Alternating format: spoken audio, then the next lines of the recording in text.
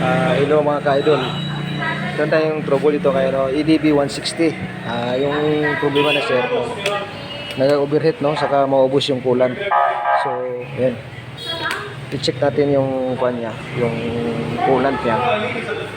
Check natin kung tumutulo ba Kung tumatagas yung water pump yan. I-check natin.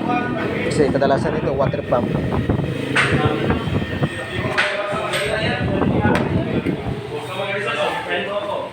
Yung water pump natin. Ayan. Ibig sabihin, walang tagas, walang tagas na coolant.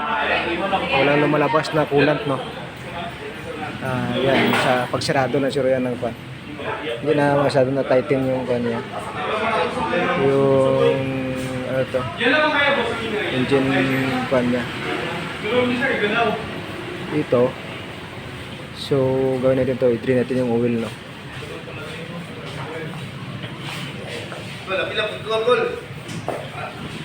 Mga hatmamad na! Yan. Positive.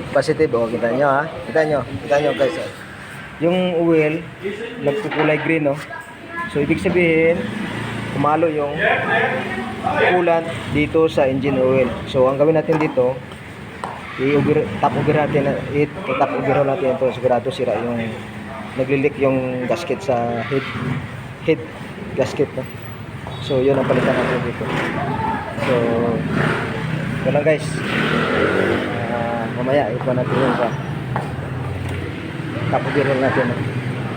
Ito lang. Sigurado tayo dyan na yan yung sira.